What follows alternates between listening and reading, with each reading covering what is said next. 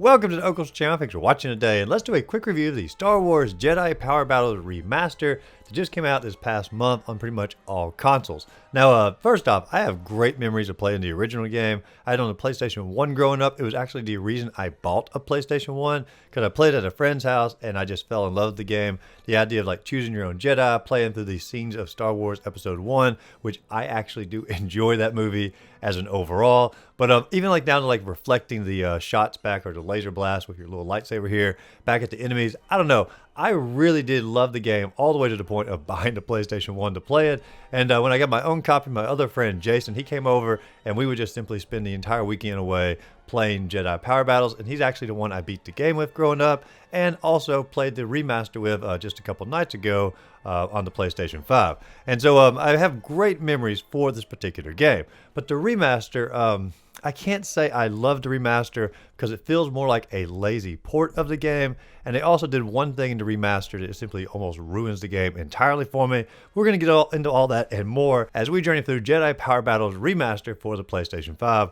Or whichever console you're playing it on. It's not going to matter much as far as like my complaints and issues with the game. But first off, let's talk about the game as an overall here, because there are some players who've never even played Jedi Power Battles that simply want to know what the game is all about. Now, like I said earlier, it's a Star Wars action-adventure platforming beat-em-up style game set in the overall general universe of the Phantom Menace here. And you start off choosing your individual Jedi that you want to play as. Most of them are from the movie, like Mace Windu, Obi-Wan Kenobi, Qui-Gon Jinn. There's a lady who I do not believe she was in the movie, and a monster who I do not believe is in the movie. You can let me know in the comments down below, but I believe these are made specifically for the game. But each Jedi that you choose has different stats as far as like attack or speed, and they all have individual combos that they can use as well. And they also have individual force moves, and the force moves are like honestly pretty cool for the game. Like one of them can like hypnotize or put them all in a trance around you. One has like a little spin attack. One has like a little force ghost he like shoots out, or a force beam. One has like a almost like a I don't know, sand attack he puts out in front of him. The force moves are honestly pretty cool, and it's worth playing through every character just to see like what the different force moves are going to be. To me, that was one of the most fun parts growing up. Now there are 10 levels you're going to journey through here, each one taking place from the setting of the film itself. Like you fight on the Federation ship from the opening of the movie. You fight on the planet of Naboo here, all the way down to like the final level when you're fighting against Darth Maul in the giant building that you fight against Darth Maul in. That was a very poor description, but if you've seen the movie, you know exactly what I'm talking about, and it looks just like that in the game here, all the way down like the little force fields that are blocking some of the entrances. But overall, the levels do try to match up pretty well with the film's locations here, instead of just simply being random Star Wars aesthetic as you're going through it. Now, the levels aren't just simply all hack and slash and, you know, journeying your way through the beat 'em up here. They do try to mix it up a little bit, like a stampede on the planet of Naboo here. At one point, you get a tank that you're journeying through the streets here, working your way toward the Queen. There's also a part where you're doing like more platforming, like spaceships and whatnot. There's even a mission where you're trying to like escort Anakin from one area to another. So it's not just simply all beat 'em up, but I'd say probably a solid 80% of the game is going to be beat 'em up. And the beat 'em up is actually pretty well done as far as like having different combos. Every character has like several different combos that you can learn, and sometimes like all the way up to like 6-button combinations when like you're playing a fighting game here. But even when I played it as a kid and playing the remaster here, I did sort of relegate myself more to button mashing or just simply spamming one single combo or one single attack. It's just simply how I played it. The force moves are what makes the gameplay, I guess, more mixed up for me, instead of learning like all the individual combos. Now, overall, the gameplay loop is pretty darn fun, but it is far from perfect. At least it was 25 years ago, and because there's tons of glitches in the game, tons of like little platforming moments where you're trying to jump, but the camera angle just simply doesn't work in your favor. You end up falling to your death. There are tons of like little jerky animations, especially like some of the bosses and whatnot. And there's just plenty of moments in the game where you're like, when you die, you're just like, that felt unfair, and because it wasn't my fault. Something messed up in the game, and you're like, that just simply did not work in my favor. But you would think 25 years from the original release date till now, and 25 years of technology, and calling the game remastered, that those are the things that they would fix inside the game. The jerky animations, the weird platforming moments, the glitches in the game. However, they chose to fix literally none of that in the new remaster that they put out.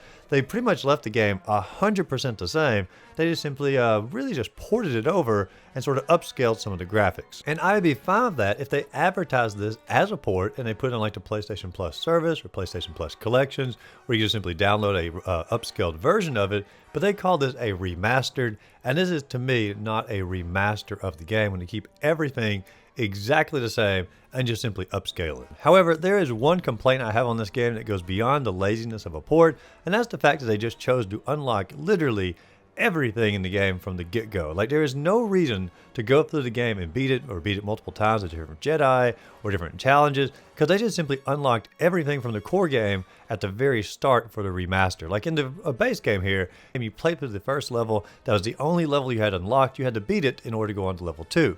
Same thing for level 2, you had to beat it to journey on to level 3, so forth and so on. And then when you get to the final level of the game, whoever you beat the game with, you unlock a new character to play as. And if you beat like certain challenges in the game, or beat it with like certain characters, or certain specific methods and whatnot, you could unlock like a versus mode, you could unlock different levels inside the game. There was tons of stuff to unlock. However, the remaster just simply has everything unlocked from the get-go. Every single character, every single bonus level, every single level, pretty much everything is unlocked. The versus mode, there's no reason to even want to journey through the core base of the game, except unless you just simply wanted to journey through a random level for nostalgic reasons. It'd be like if you bought Mario 1 for the first time, or Super Mario Bros. 3, and they just simply unlocked every single level.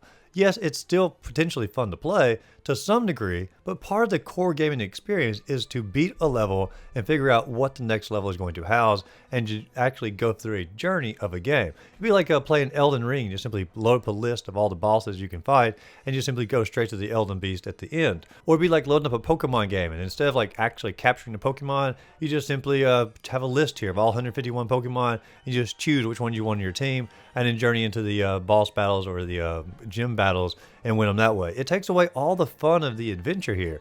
Or even like another example, like playing a Resident Evil game. You just simply jump straight to the end of the game, play the final level, get the final cutscene, you're like, oh, so that's how it ends. Like, there's no motivation to journey through the game. And like, I understand it's a remaster, they're trying to add more features and whatnot, but they didn't add new features. They just simply took the fun features or the unlockables and just simply gave it to you straight out the gate. And so there's no reason to actually play through the game to achieve anything new. I know to some people there's probably a minor complaint here, but to me, like, it pretty much ruins the game, because I play video games to earn something, to advance to the next level, to have that sense of accomplishment as you're going through it. And when you play this, there's just simply no sense of accomplishment, and it, to me, it feels like you're just sort of wasting time. So I would sum up the remaster of Jedi Power Battles as just simply being a port to modern consoles, almost changing nothing from the core game to the new one except upscaled graphics, and just simply unlocking everything so there's no motivation to journey through the game. To me, this is not a product worth purchasing, and it's actually worse than the original game. So I would give Jedi Power Battles a pass on modern consoles here, and maybe just simply find a way to upscale it on your own in some form or fashion, and I feel like you'd be far more satisfied with the results. But if you enjoyed the video, be sure to like and subscribe to the channel. Check out my other videos listed up above, and go out there, find a great game to play. Simply have a great rest of the day. And there are a few other complaints on this game that didn't really have a place to put inside the video. Like the idea of like modern controls is what they call it. They literally just changed the jump button from one button to the other. Everything else is exactly the same for modern controls. Very lazy on that. The versus mode, I never really had to play it a whole lot in the original Jedi Power Battles. The versus mode is pretty terrible. It was clearly just an afterthought in the game.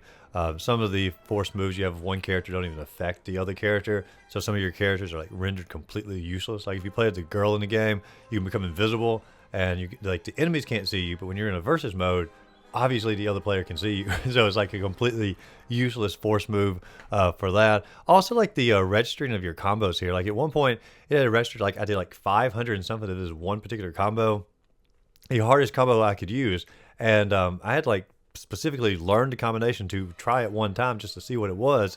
And I was like, I never used that combo in the entire game.